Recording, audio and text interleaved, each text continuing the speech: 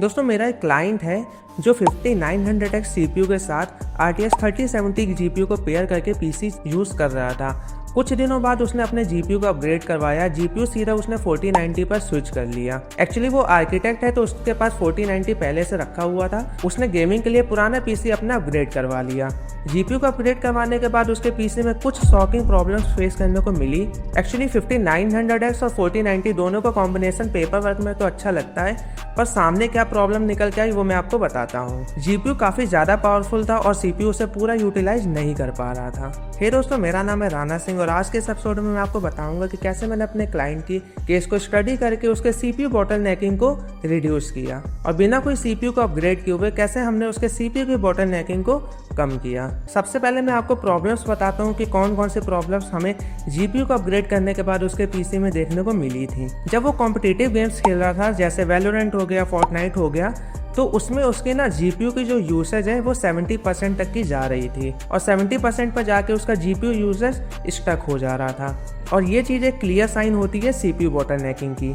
Testing के लिए हम लोग ने 5900X CPU को 5800X 3D CPU के साथ रिप्लेस किया, जिससे थोड़ी बहुत प्रॉब्लम रिजॉल्व हो गई थी। लेकिन लो रिजोल्यूशन गेम्स और कॉम्पिटिटिव गेम्स में उसका CPU बॉटलनेकिंग अच्छे से नहीं रिड्यूस हुआ था। तो सबसे पहले हम लोग ने जो उसके PC में प्रॉब्लम फिक्स की वो था भाई उससे गेम्स के जो ग्राफिक्स सेटिंग है उसको ऑप्टिमाइज करके हम लोग ने देखा। कई गेमर्स सोचते हैं कि गेम्स की जो ग्राफिक्स सेटिंग है अगर उसको हम लोग छेड़खानी करेंगे तो उसका जो इफेक्ट है वो ग्राफिक्स कार्ड पर पड़ता है, पर ऐसा नहीं है भाई। कुछ सेटिंग्स ऐसी भी होती हैं जो CPU पर भी इफेक्ट करती हैं, जैसे ड्रॉ डिस्टेंस, पॉपुलेशन डेंसिटी और फिजिक्स क्वालिटी। ये सेटिंग्स जो हैं ये CPU पर भी इफेक्ट करती हैं। ग्राफिक्स सेटिंग्स को ऑप्टिमाइज करने के बाद अल्ट्रा सेटिंग्स से जब हम हाई और मीडियम सेटिंग्स पर स्विच हुए तो उससे जो एवरेज FPS है उसमें हमें ज़्यादा जंप देखने को नहीं मिला, लेकिन 1% और 0.1% में हमें थोड़ी सी इंप्रूवमेंट देखने को मिली थी, जिससे गेमिंग में स्टटर्स कम हुए और जो फ्रेम्स ज़्यादा ड्रॉप हो रहे थे वो भी रिड्यूस हो गए और गेम पहले से ज़्यादा स्मूथ चल रहा था। और जैसा कि मैं आपको बताता हूँ कि गेमिंग में जो स्मूथनेस है वो रॉ FPS से ज़्यादा मैटर करती है। इसके बाद हम लोग ने DLSS को भी डिसेबल किया, क्योंकि DLSS जो है गेम्स को इंटरनली लोअर रिजोल्यूशन पर रन कराता है।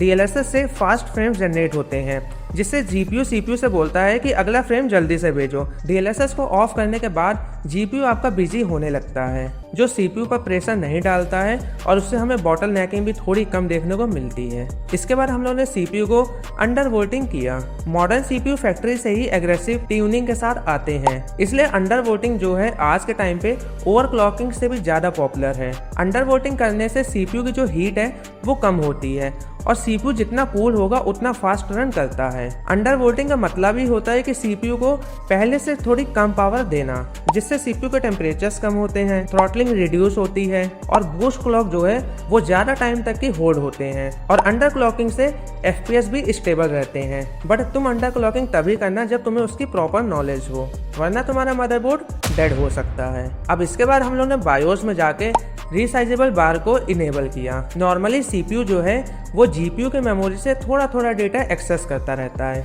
G बार ऑन होने के बाद CPU एक साथ बड़ा डेटा ब्लॉक रीड करने लगता है, जिससे टेक्सचर स्ट्रीमिंग पहले से स्मूथ होती है और माइक्रो स्टटर्स रिड्यूस होते हैं और ओवरऑल गेम का एक्सपीरियंस काफी अच्छा मिलता है। एवरेज FPS भले ही आपके सेम रहे पर उसकी जो फीलिंग है वो काफी बेटर हो जाती है। इस केस से हमें ये चीज क्लियर होती है, हर CPU बॉटलनेकिंग का मतलब ये नहीं होता कि तुम अपना CPU अपग्रेड करवा लो। 1080p और 2K रिजोल्यूशन की गेमिंग के साथ CPU बॉटलनेकिंग थोड़ी नॉर्मल होती है। अगर तुम्हें भी गेम्स के टाइम पे CPU बॉटलनेकिंग वाली प्रॉब्लम फेस करने को मिल रही है तो तुम इन तीनों पॉइंट्स को अपने CPU में यूज करके देखना, तुम्हारी CPU बॉटलनेकिंग पहले से रिड्यूस होगी।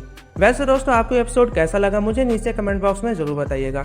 आशा करता हूँ दोस्तों आपको वीडियो अच्छी लगे तो प्लीज़ वीडियो को लाइक कर देना और चैनल को भी जरूर सब्सक्राइब कर दीजिएगा। जल्दी मिलते हैं दोस्तों हम लोग अगले एपिसोड में।